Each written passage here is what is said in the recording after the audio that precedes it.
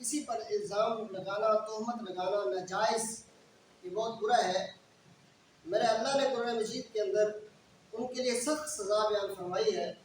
وَالَّذِينَ يَرْمُونَ الْمُحْصَنَاتِ ثُمَّ لَمْ يَأْتُوا بِأَرْبَعَةِ شُهَدَاءَ فَاجْلِدُوهُمْ 80 جلدہ۔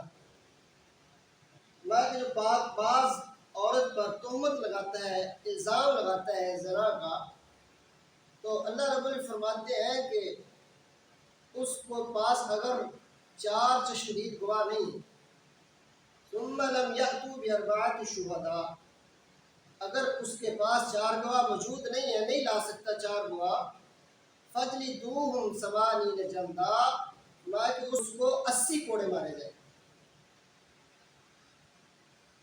حضرت مولانا عمر پالن پوری رحمۃ اللہ ایک واقعہ نقل کیا ہے، اپنے بکھرے موتی کتاب کے اندر لکھا انہوں نے کہ مدینہ کے گرد و نواح میں بستیوں میں سے کسی ایک بستی ڈیرے پر ایک عورت کا انتقال ہو گیا۔ اب اس عورت کو نہلانے کے لیے، غسل دینے کے لیے ایک عورت کو بلایا گیا۔ اب وہ عورت آئی اور اس میت کو غسل دینے لگی، نہلانے لگی۔ نہلاتے نہلاتے اس کا ہاتھ جب ران پر پہنچا تو اس نے منہ سے ایک بات کہی۔ اس نے کہا، اپنے ارد گرد جو عورتیں بیٹھی تھیں ساتھ نہلانے والی، ان سے کہا کہ اس عورت کے فلاں مرد کے ساتھ غلط تعلقات تھے، بس یہ بات منہ سے نکلنا تھی کہ اس عورت کا ہاتھ اس میت کے ساتھ چمٹ گیا، ران پر پہنچا تو وہیں پہ چمٹ گیا۔ اب وہ عورت بڑی پریشان ہو گئی کہ یہ کیا معاملہ ہو گیا، زور لگا رہی ہے جدا کرنے کے لیے، علیحدہ کرنے کے لیے اپنے ہاتھ کو زور لگا رہی ہے، لیکن ہاتھ جو ہے جدا نہیں ہو رہا، علیحدہ نہیں ہو رہا۔ اب وہ رسا کہہ رہے جلدی کرے جلدی کرے، اتنی دیر ہو گئی غسل کراتے ہوئے میت کو، ہم نے جنازہ پڑھنا ہے، دفنانا ہے، لیٹ ہو رہی ہے۔ اس عورت نے کہا کہ میں کیا کروں، آپ کی میت نے میرا ہاتھ پکڑ لیا ہے۔ کیسے پکڑ لیا؟ میرا ہاتھ چمٹ کے اس کے ران کے ساتھ اور وہ جدا نہیں ہو رہا۔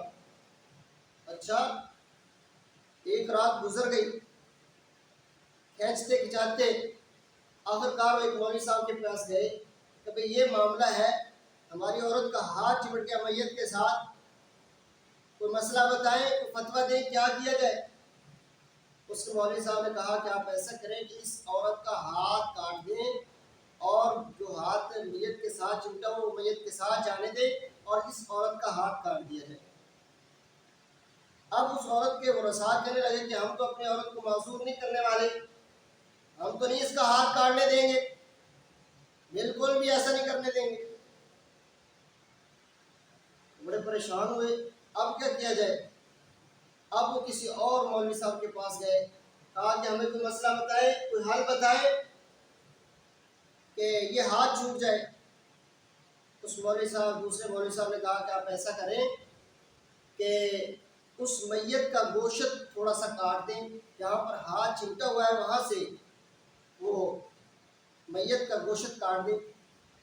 اب جو میت کے ورثاء تھے انہوں نے کہا ہم اپنی میت کو خراب نہیں ہونے دیں گے، ہم ایسا نہیں کریں گے۔ معاملہ بڑا خراب ہو گیا بھائی، بڑا معاملہ گڑبڑ ہو گیا، اب کیا کیا جائے؟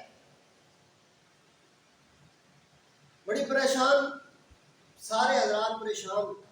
آخرکار کسی ایک نے کہا کہ بھائی مدینہ چلتے ہیں، امام مالک رحمۃ اللہ علیہ رہتے ہیں، بہت بڑے اللہ والے ہیں، بڑے بزرگ بڑے علم والے آدمی ہیں، ان کے پاس چلتے ہیں۔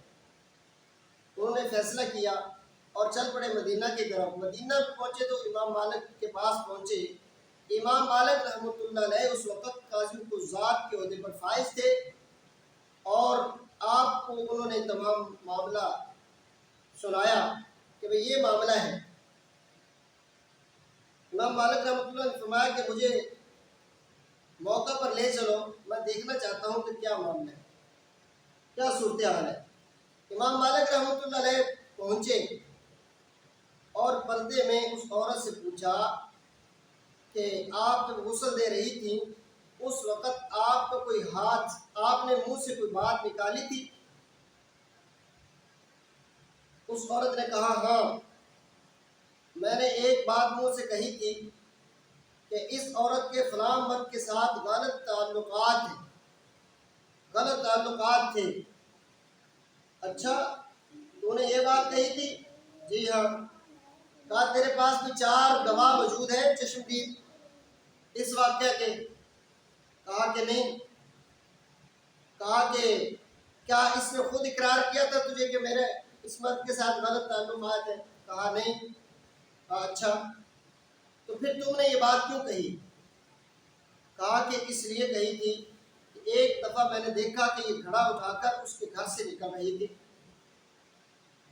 میں اچھا اسی بنا پر تو نے اس پر تہمت لگا دی، تیرے پاس کوئی گواہ بھی نہیں اور اس نے اقرار بھی نہیں کیا؟ جی ہاں۔ ایسا تو بالکل نہیں ہے۔ فرمایا امام مالک رحمۃ اللہ علیہ نے پورے قرآن میں نظر دوڑائی کہ یہ تہمت ہے، اس کی سزا کیا ہے؟ چنانچہ سورۃ نور کے اندر اللہ رب العزت نے جو آیت بیان فرمائی والذین یرمون المحصنات ثم لم یأتوا بأربعۃ شہداء فاجلدوہم 80 جلدہ، فرمایا کہ جو لوگ پاک باز عورتوں پر تہمت لگاتے ہیں ثم لم یأتوا بأربعۃ شہداء، پھر ان کے پاس 4 گواہ بھی موجود نہیں ہیں، 4 گواہ ان کے پاس نہیں ہیں، نہیں لا سکتے 4 گواہ، میں کہ فجلدوہم 80 جلدہ، اس کو 80 کوڑے مارے جائیں، 80 کوڑے مارے جائیں۔ یہ سزا اللہ رب العزت قرآن مجید کے اندر تہمت لگانے والے کے لیے اللہ نے مقرر فرمائی۔ امام مالک نے حکم دیا کہ میں حکم دیتا ہوں اس عورت کو 80 کوڑے مارے جائیں۔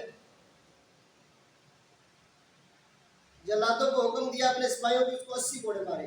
اب جلادوں نے سپاہیوں نے کوڑے مارنے شروع کر دیے، 70 کوڑے لگ گئے، 75 کوڑے لگ گئے، ہاتھ نہ چھوٹا، 79 کوڑے ہو گئے، ہاتھ نہ چھوٹا۔ جو ہی 80 کوڑے پورے ہوئے تو اس میت سے اس عورت کا ہاتھ علیحدہ ہو گیا، جدا ہو گیا۔ میں کہ اب اس کی سزا پوری ہو گئی جو اللہ رب العزت نے مقرر کی تھی۔ تو میرے بھائی اور دوستو، کسی عورت پر، کسی مرد پر کوئی تہمت لگانے کی جرت نہ کرے، ہمت نہ کرے جب تک کہ اس کے پاس 4 گواہ موجود نہ ہو، چشمدید 4 گواہ نہ ہو، یا وہ خود